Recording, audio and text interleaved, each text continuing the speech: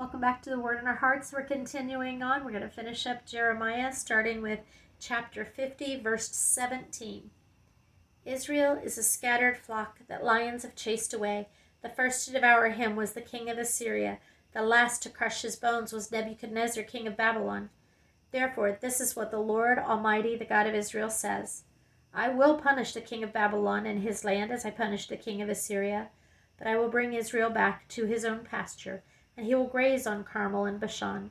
His appetite will be satisfied on the hills of Ephraim and Gilead in those days. At that time, declares the Lord.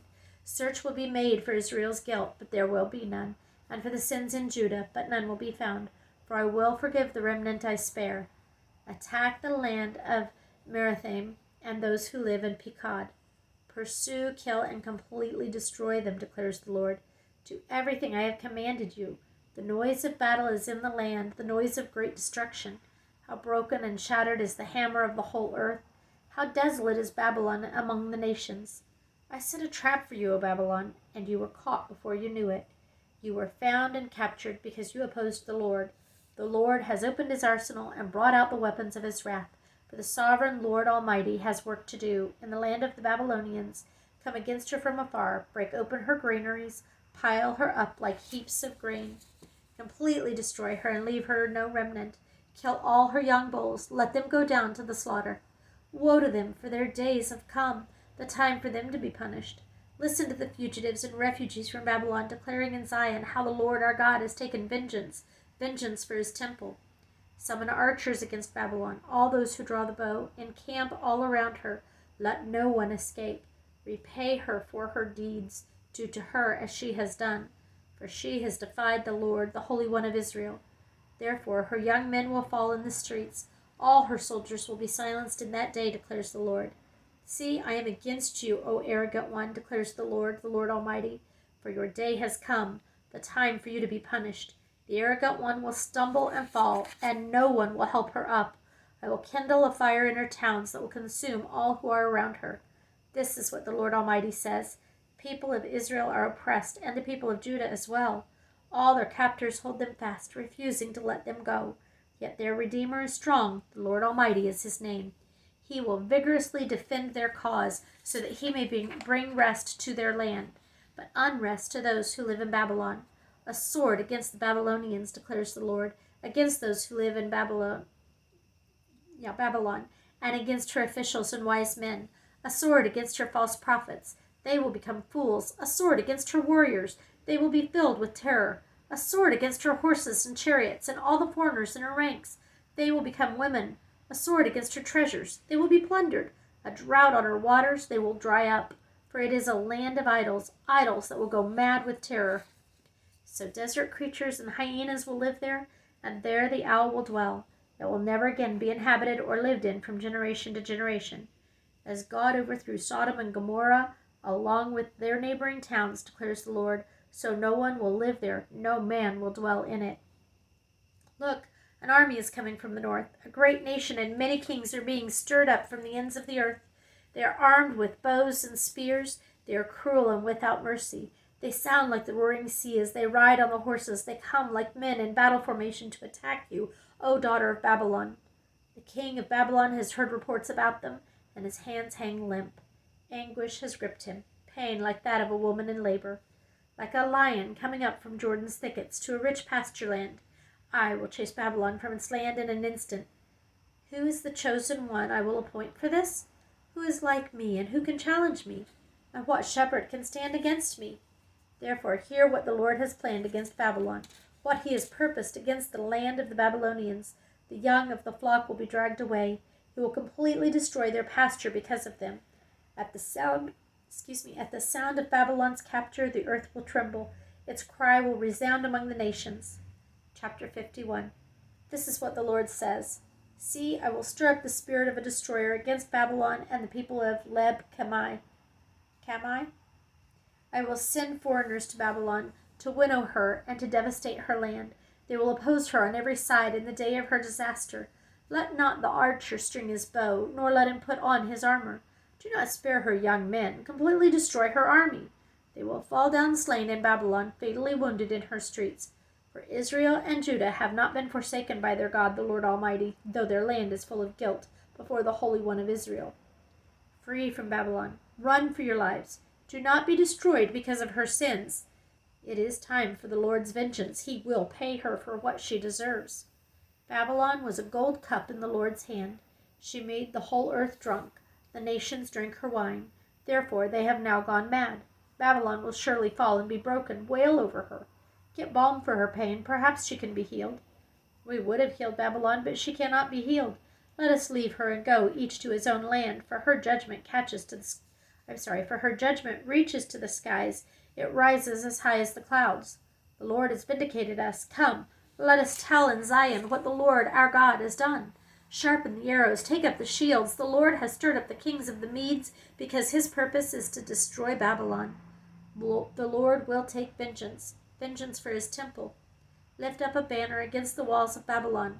Reinforce the guards, station the watchmen, prepare an ambush. The Lord will carry out his purpose, his decree against the people of Babylon. You who live by many waters and are rich in treasures, your end has come, the time for you to be cut off. The Lord Almighty has sworn by himself, I will surely fill you with men as with a swarm of locusts, and they will shout in triumph over you. He made the earth by his power. He founded the world by his wisdom, and stretched out the heavens by his understanding. When he thunders, the water and heavens roar. He makes clouds rise from the ends of the earth. He sends lightning with the rain and brings out the wind from his storehouses. Every man is senseless and without knowledge. Every goldsmith is shamed by his idols. His images are a fraud. They have no breath in them. They are worthless, the objects of mockery. When the judgment comes, they will perish. He who is the portion of Jacob is not like these, for he is the maker of all things, including the tribe of his inheritance. The Lord Almighty is his name. You are my war club, my weapon for battle. With you I shatter nations. With you I destroy kingdoms. With you I shatter horse and rider. With you I shatter chariot and driver. With you I shatter man and woman. With you I shatter old and youth. With you I shatter young man and maiden. With you I shatter shepherd and flock.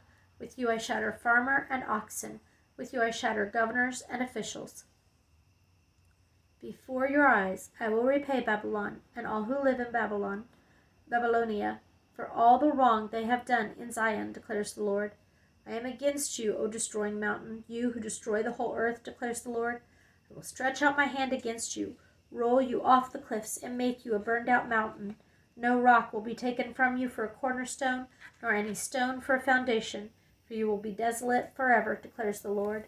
Lift up a banner in the land, blow the trumpet among the nations. Prepare the nations for battle against her. Summon against her these kingdoms, Ararat, Minni, and Ashkenaz. Appoint a commander against her. Send up horses like a swarm of locusts. Prepare the nations for battle against her, the kings of the Medes, their governors, and all the officials in all the countries they rule. The land trembles and writhes, for the Lord's purposes against Babylon stand, to lay waste the land of Babylon so that no one will live there. Babylon's warriors have stopped fighting. They remain in their strongholds. Their strength is exhausted. They have become like women. Her dwellings are set on fire. The bars of her gates are broken. One courier follows another, and messenger follows messenger, to announce to the king of Babylon that his entire city is captured. The river crossings seized, the marshes set on fire, and the soldiers terrified. This is what the Lord Almighty, the God of Israel, says. The daughter of Babylon is like a threshing floor at the time it is trampled, the time to harvest, for her will soon come. Nebuchadnezzar, king of Babylon, has devoured us. He has thrown us into confusion. He has made us an empty jar. Like a serpent he has swallowed us and filled his stomach with our delicacies, and then spewed us out. May the violence done to our flesh be upon Babylon, says the inhabitants of Zion. May our blood be on those who live in Babylonia, says Jerusalem. Therefore this is what the Lord says. See, I will defend your cause and avenge you. I will dry up her sea and make her springs dry. Babylon will be a heap of ruins, a haunt of jackals, an object of horror and scorn, a place where no one lives. Her people all roar like young lions, they growl like lion cubs. But while they are aroused, I will set out a feast for them and make them drunk, so that they shout with laughter, then sleep forever and not awake, declares the Lord. I will bring them down like lambs to the slaughter, like rams and goats. How Shishak will be captured, the boast of the whole earth seized. What a horror Babylon will be among the nations. The sea will rise over Babylon. Its roaring waves will cover her. Her towns will be desolate. A dry and desert land, a land where no one lives, through which no man travels. I will punish Bel in Babylon and make him spew out what he has swallowed. The nations will no longer stream to him, and the wall of Babylon will fall. Come out of her, my people. Run for your lives. Run from the fierce anger of the Lord. Do not lose heart or be afraid when rumors are heard in the land. One rumor comes this year, another the next. Rumors of violence in the land and of ruler against ruler. But the time will surely come when I will punish the idols of Babylon. Her whole land will be disgraced, and her slain will lie fallen within her. Then heaven and earth and all that is in them will shout for joy over Babylon, for out of the north destroyers will attack her, declares the Lord. Babylon must fall because of Israel's slain, just as the slain in all the earth have fallen because of Babylon. You who have escaped the sword, leave and do not linger.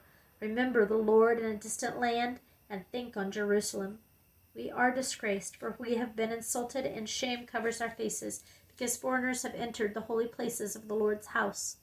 But days are coming, declares the Lord, when I will punish her idols, and throughout her land the wounded will groan. Even if Babylon reaches the sky and fortifies her lofty stronghold, I will send destroyers against her, declares the Lord. The sound of a cry comes from Babylon, the sound of great destruction from the land of the Babylonians. The Lord will destroy Babylon. He will silence her noisy din. Waves of enemies will rage like great waters. The roar of their voices will resound. A destroyer will come against Babylon. Her warriors will be captured, for their bows will be broken. For the Lord is a God of retribution. He will repay in full. He will make her officials and wise men drunk, her governors, officers, and warriors as well. They will sleep forever and not awake, declares the King, whose name is the Lord Almighty. This is what the Lord Almighty says. Babylon's thick wall will be leveled, and her high gates set on fire. The peoples exhaust themselves for nothing. The nation's labor is only fuel for the flames. This is the message Jeremiah gave to the staff officer Seraiah, son of Neriah, the son of Maaseiah, when he went to Babylon with Zedekiah, king of Judah, in the 4th year of his reign. Jeremiah had written on a scroll about all the disasters that would come upon Babylon, all that had been recorded concerning Babylon. He said to Seraiah, "When you get to Babylon, see that you read all these words aloud. Then say, 'O Lord, you have said you will destroy this place so that neither man nor animal will live in it. It will be desolate forever. When you finish reading this scroll, tie a stone to it and throw it into the Euphrates. Then say, so will Babylon sink to rise no more because of the disaster I will bring upon her, and her people will fall.'" The words of Jeremiah end here. This is chapter 52, the fall of Jerusalem. Zedekiah was 21 years old when he became king, and he reigned in Jerusalem 11 years. His mother's name was Hamutal, daughter of Jeremiah. She was from Libnah.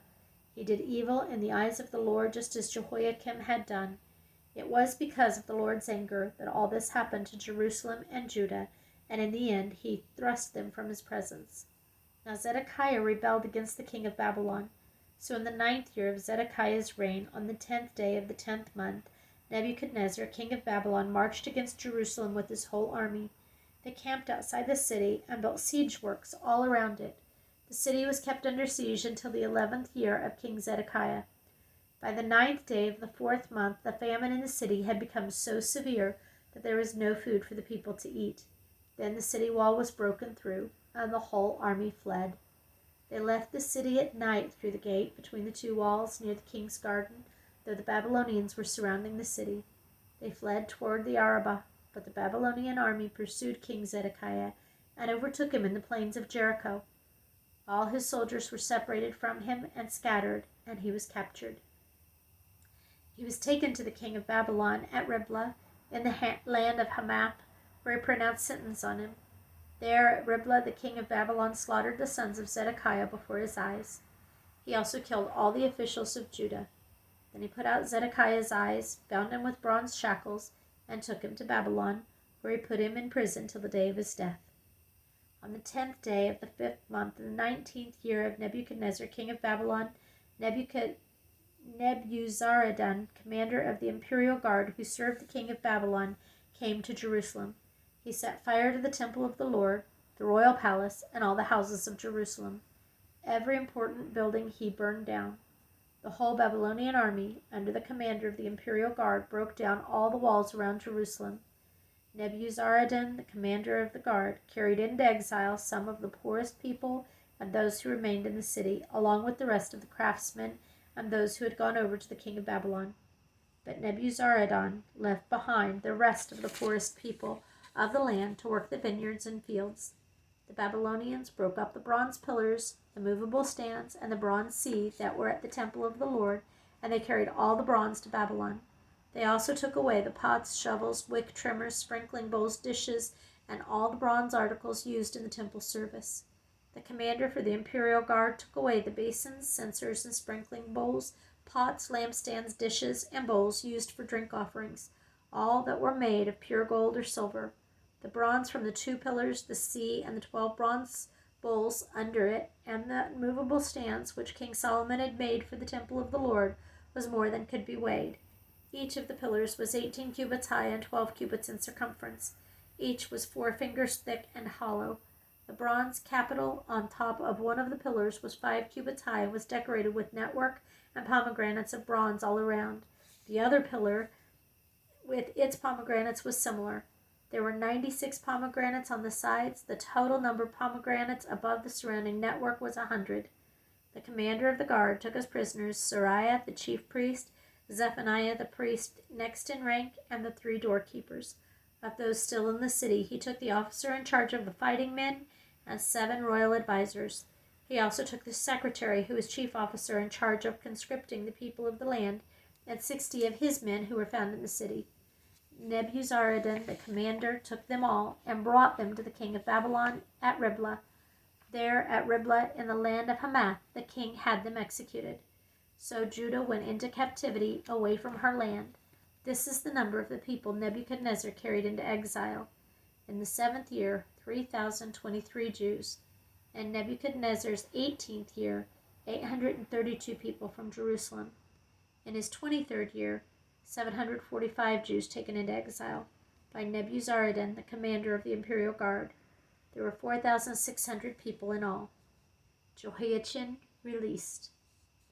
In the 37th year of the exile of Jehoiachin, king of Judah, in the year Evil-Merodach became king of Babylon, he released Jehoiachin, king of Judah, and freed him from prison in the 25th day of the 12th month. He spoke kindly to him and gave him a seat of honor higher than those of the other kings who were with him in Babylon. So Jehoiachin put aside his prison clothes and for the rest of his life ate regularly at the king's table. Day by day, the king of Babylon gave Jehoiachin a regular allowance as long as he lived till the day of his death. Thank you for listening.